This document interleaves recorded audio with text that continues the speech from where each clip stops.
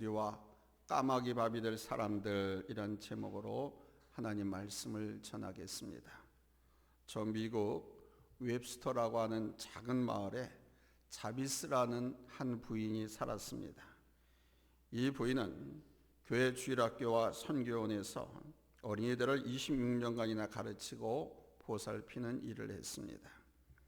이 부인에게는 안나라고 하는 딸이 하나 있었는데 이 딸 하나 말고도 동네에 어머니를 잃은 아이들을 비롯해서 어려운 가운데 홀로 지내고 있는 소년소녀 가장 많은 어린이들도 똑같은 사랑으로 자기 딸처럼 보살폈습니다. 이 부인은 교회로부터 선교원으로부터 아무런 사례도 받지 않았지만 아이들을 정성껏 보살피는 것이 행복이자 큰 즐거움이었습니다. 그러던 어느 날 건강했던 그녀가 자신의 몸을 돌보지 않고 그 아이들에게만 신경을 쓰다 보니까 병을 얻어서 덜컥 자리에 눕게 되었습니다. 아이들은 이 병든 부인을 위해서 하나님 앞에 간절히 기도했습니다. 고쳐달라고, 낫게 해달라고. 그러나 이 자비스 부인은 그 병을 치료받지 못하고 회복하지 못하고 끝내 목숨을 잃었습니다. 시간이 흘러갈수록 그 부인의 사랑을 받고 자란 어린이들은 그 부인의 사랑이 더욱 귀하게 여겨졌습니다.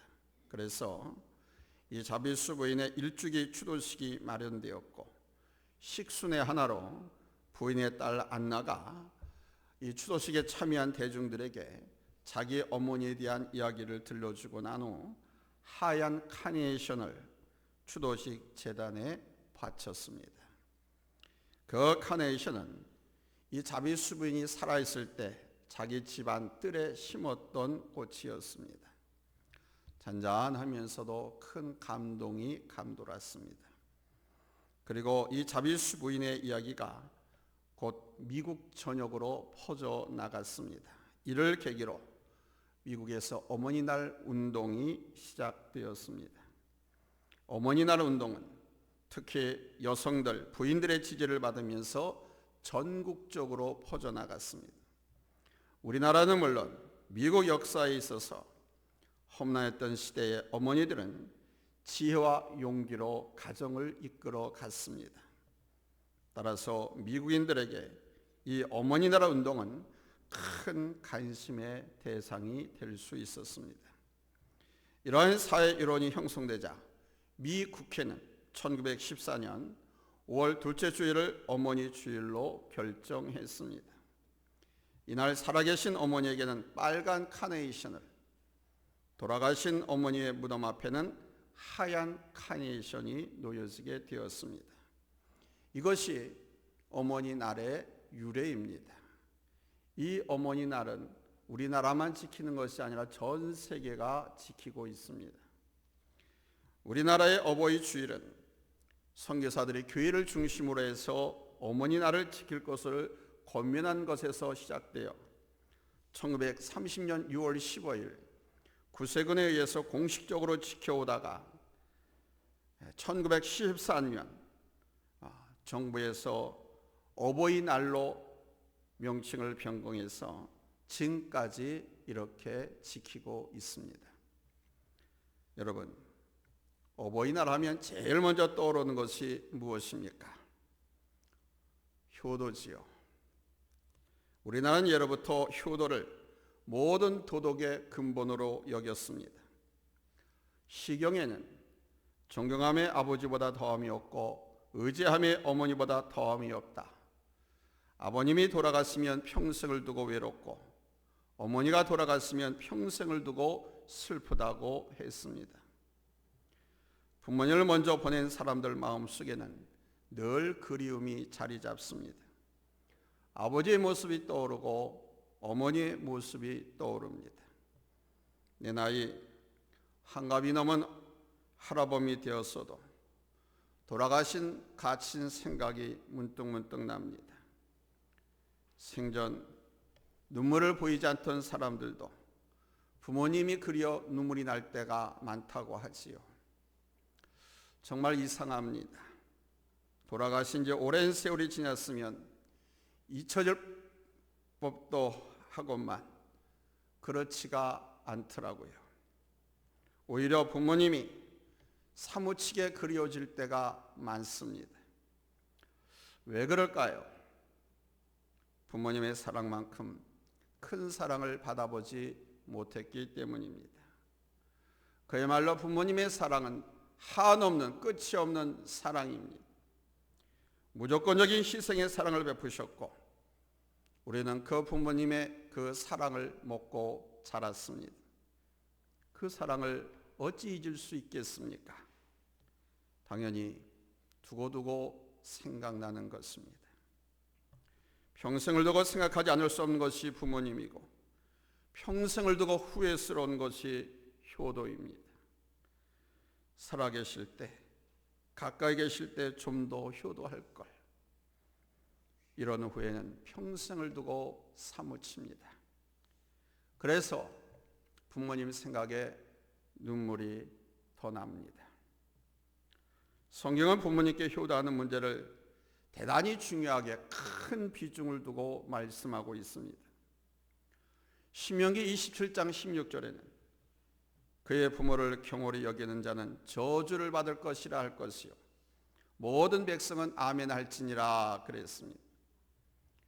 부모님께 불효하는 자에게는 저주를 선포하라는 것이요 이 저주의 말씀을 듣는 이들은 아멘으로 화답하라는 것입니다. 여러분, 축복할 때 아멘 하는 것은 이해가 됩니다. 그러나 저주를 선포하는데 아멘 하라고 하는 것, 이거 좀 이해가 되질 않습니다. 저주를 선포하는데 아멘 하라, 하나님 명령하십니다.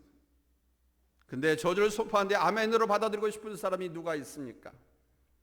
아무도 없을 것입니다. 그러나 하나님은 아멘 할지니라 아멘으로 받아야 한다고 명령했습니다. 이것은 무엇을 말해주는 것일까요? 효도하지 않은 자는 저주를 받아 마땅한 놈이라는 것입니다.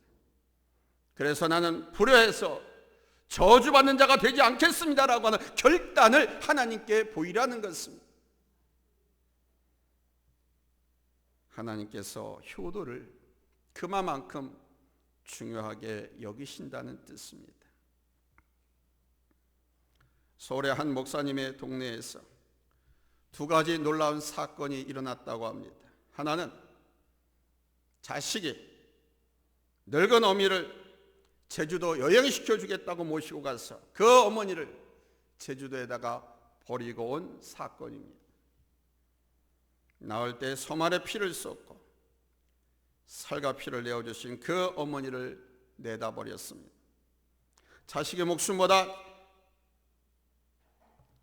자식의 목숨을 더 사랑했던 그 어머니를 그 자식이 내다버렸습니다. 경찰이 그 노모에게 어디 사십니까? 집 주소를 묻자 이 어머니 몰라, 생각이 안 나, 치매 걸린 노인 마냥 똑 잡아댔다고 합니다. 필시 사람들이 자기를 내다버린 자식을 욕할 것 같아서 그랬다는 것입니다. 이것이 부모의 마음입니다. 또 하나는 날씨가 쌀쌀하고 아주 추운 겨울 할머니 한 분이 그 동네에서 얼어 죽은 것이 그 다음날 날이 밝아서야 발견되었다고 합니다. 세상에는 똑같은 사람이 살고 있지만 서로 다른 사람들이 살고 있습니다. 자신의 부모를 내다버리는 불효막심한 자식들이 있는가 하면 부모님을 위해서 자기의 눈, 신장, 장기를 서슴없이 내놓는 젊은이들도 있습니다.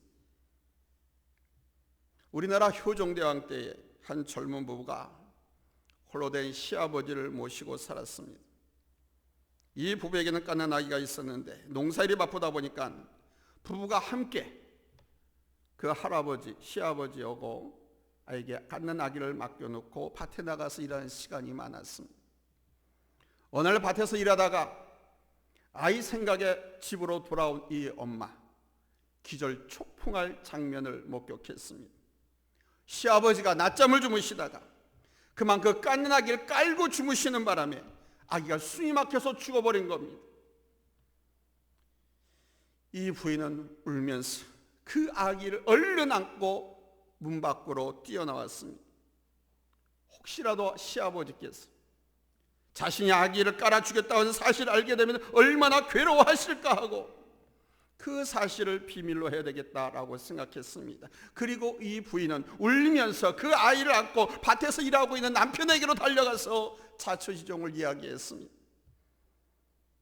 이 남편이 아내의 이야기를 듣고 있다가 갑자기 눈물을 흘리면서 그 갓난아기의 뺨을 세차게 내리쳤습니다. 이런 불효막심한 자식, 왜 하필이면 할아버지 아버지한테 깔려 죽어서 할아버지의 심기를 괴롭게 하느냐. 이놈, 너 같은 불효자식이 천하에 어디 있느냐. 이놈 하면서 세차게 따귀를 후려갈겼습니다. 그런데요, 죽었던 아이가 깜짝 놀라서 깨어났다고 합니다. 이 사연이 널리 알려지면서 그 동네에 효자 효부가 산다 하여 그 동네 이름을 효자동이라고 부르게 되었다고 합니다. 서울의 효자동 이야기입니다. 여러분, 효도에 관한 이야기는 들어도 기분 좋지 않습니까? 효도는 자식에 마땅한 도리요, 인간의 도리요, 신앙의 기본이 되는 것입니다. 첫 번째 됐습니다. 우리가 부모님께 효도를 해야 하는 이유가 무엇입니까? 효도는 하나님께 저주를 받을까 무서워서 하는 것이 아닙니다. 잠언 30장 30절로 17절 말씀 우리 한번 다 같이 읽겠습니다. 찾았으면 아멘합니다. 큰 소리로 읽습니다. 시작. 아비를 조롱하며 어미 순종하기를 싫어한 자의 눈은 골짜기에 까마귀에게 쪼이고 독수리 새끼에게 먹히리라. 여기 까마귀에게 쪼이고 독수리밥이 된다고 하는 것은 무엇을 연상하게 합니까? 십자가 형벌을 연상하지 않을 수 없습니다. 죄수를 십자가에 매달아 사형을 집행하면 나무에 달린 그 죄수는 여러 날 동안 방치해 두었습니다. 십자가는 원래 공개 처형이기 때문에 지나가는 사람들에게 다 보여줌으로써 국가에 대해 반란, 내란, 소요를 일으키지 못하도록 경계하기 위해서 그랬습니다. 이 시체가 죽은 상태에서 살이 터지고 피가 나와 냄새를 풍기면서 여러 날 동안 십자가에 걸려 있으면 독수리, 까마귀 같은 이런 맹률이 날아와서 눈을 쪼아먹고 코를 쪼아먹고 장기를 쪼아먹습니다. 살점을 다 파먹었습니다. 부모님께 불효하는 자들은 까마귀와 독수리의 밥이 된다는 이 말씀은 곧 불효가 이 십자가 처형에 해당되는 죄라는 것을 말씀해 주는 것입니다. 요즘은 직장에서 부모에게 불효하면 그 직장이 알려지게 되면 직장에서는 해고합니다. 또 하나, 부모에게 불효한 자식에게는 재산 상속도 유산시키지 못하도록 법으로 만들어놨습니다. 오늘 신명기 21장 본문에서도 부모님께 순종하지 않고 불효하는 자는 돌로 쳐 죽이라고 선포하고 있습니다. 그러나 여러분, 까마귀와 독수리밥이 되는 것이 무서워서 효도하는 것도 아니고 돌에 맞아 죽는 것이 두려워서 효도하는 것이 아닙니다. 효도는 부모님으로부터 받은 은혜와 사랑이 너무 크고 감사하기에 이 마음에서 우러나오는 마음으로 하는 것입니다. 두 번째는 축복을 받기 위해서 효도를 행하는 것도 아닙니다. 성경은 불효하는 자를 저주했고 돌로 쳐 죽이라고 했습니다. 그러나 효도하는 자에게는 놀라운 축복을 주시겠다고 말씀했습니다. 신명기 5장 본문에서는 부모님께 효도하는 장에서는 땅에서 잘되는 장수하는 복을 주시겠다고 했습니다. 그 밖에 복도 내려주시겠다고 말씀했습니다. 부모님께 효도하는 것은 축복이 약속되어 있는 계명임이 틀림없습니다. 그래서 부모님을 잘 공경하는 여러분들은 반드시 인생에서 크고 많은 복을 누릴 것이 분명합니다. 축복의 약속이 있는 계명이기 때문에 그렇습니다. 그러나 축복을 받기 위해서 우리가 부모님께 효도해야 되는 것입니까? 아닙니다. 이 땅에서 장수하기 위해서 효도하는 것도 아닙니다. 하나님께 복을 받아 누리기 위해서 효도하는 것도 아닙니다. 부모와 자식의 관계는 하나님께서 맺어준 천륜입니다. 부부는 헤어지면 남남입니다.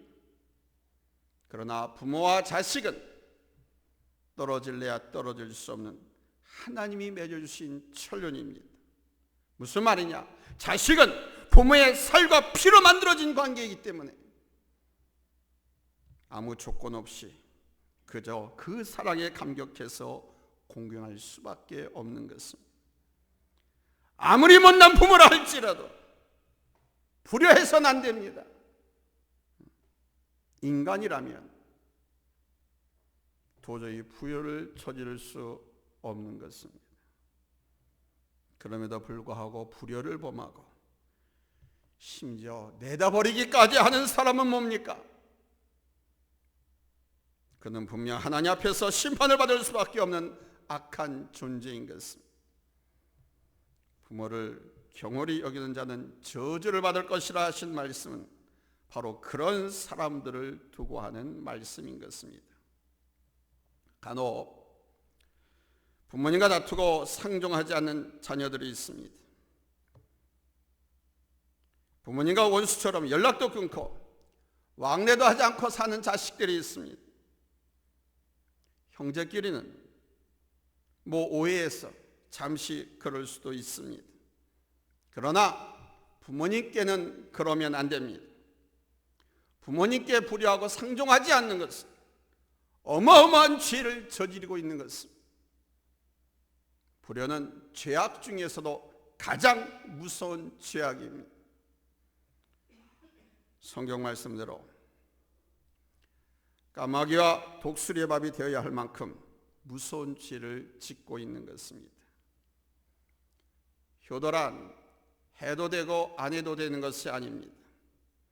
만일 효도 이거 안 해도 되는 것이라고 하면 굳이 하나님께서 불효하는 자를 향해서 저주를 예비하실 일이 뭐 있겠습니까? 세 번째 됐습니다. 부모를 공경하는 일에서부터 비로소 인간이 시작되는 것입니다. 효도를 안 해도 되는 것이라면 하나님께서 저주의 벌을 만드실 필요가 없었겠지요.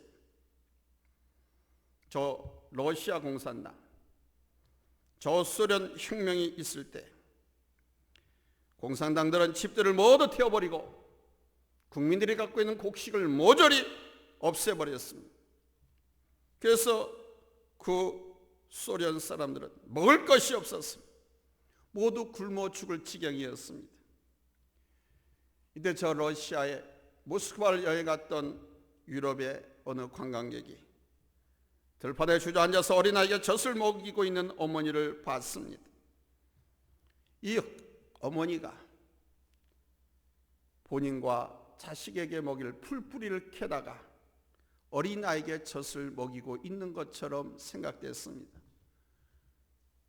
가까이 가서 보니까 이 어머니 얼굴이 너무 창백한 거예요. 아무 기운도 없어 보입니다. 그래서 어머니 품에서 젖을 빨고 있는 그 어린아이를 떼어봤더니 그 어머니가 젖을 먹이고 있는 것이 아니라 그 어머니의 젖꼭지를 칼로 베어내고 그 피를 그 어린아이에게 빨리우게 했던 것입니다. 어머니가 먹지 못했으니까 젖도 안 나오고 어린아이는 젖을 달라고 울어보채니까 이 어머니는 자기 젖꼭지를 칼로 베서 그 피를 어린 아이에게 먹였던 것입니다. 여러분, 이 이야기가 꾸며낸 이야기 같습니까? 저는 그렇게 생각하지 않습니다.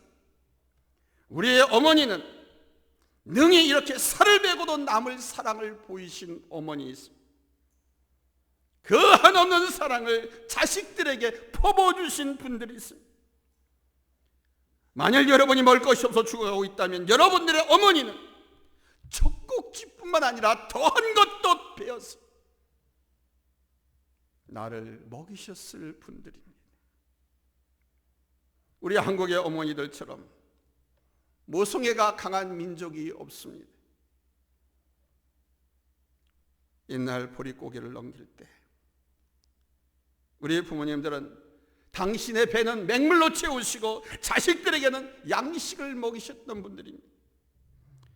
정 먹일 것이 없을 때는 당신의 그 모든 자존심을 버리고 동네 동냥을 해가면서 우리를 키우셨고, 자식이 병들었을 때는 하늘 향해서 이 손에서 피가 나도록 빌었던 분이 우리의 어머니 있습니다. 이런 사랑과 희생을 나에게 쏟아부으면서 키워주신 부모님이 있습니다. 그런 부모님께 효도하는 일에 무슨 조건이 있을 수 있겠습니까?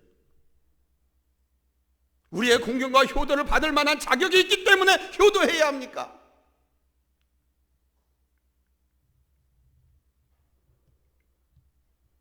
어버이의 은혜와 사랑을 생각하면 효도하지 않을 수 없고 공경하지 않을 수 없는 것이 사람 아니겠습니까? 이제 부모님께 효도하는 일에 더 많은 관심을 가지시기 바랍니다. 나중에 좀 넉넉하면, 좀 잘 되면 그때 모시겠다. 불효 부모 사후회라고 했습니다. 부모님이 기다려주지 않습니다. 효도는 지금부터입니다.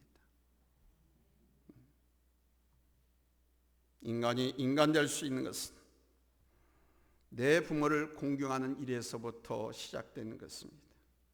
내 부모를 공경하지 못하는 자가 어떻게 하나님을 믿는다고 말할 수 있겠습니까? 우리 기독교는 철저한 엄격한 효도의 종교입니다.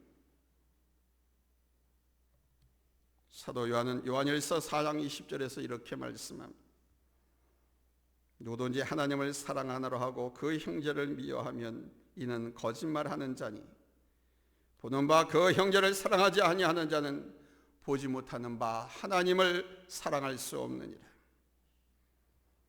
눈에 보이는 내 형제, 내 부모도 사랑하지 못한 자가 어떻게 보이지 않는 하나님을 사랑한다고 말할 수 있겠느냐? 그것은 새빨간 거짓말이라는 것입니다. 사랑하는 성도 여러분, 부모님을 공경하는 자라야 하나님을 공경할 수 있습니다. 부모님을 사랑하는 자라야 하나님을 사랑한다고 말할 수 있는 것이고, 부모님을 잘 섬기는 자라야 하나님을 잘 섬길 수 있는 사람이 될 수 있다는 사실, 이거를 꿈에도 잊지 마시기 바랍니다.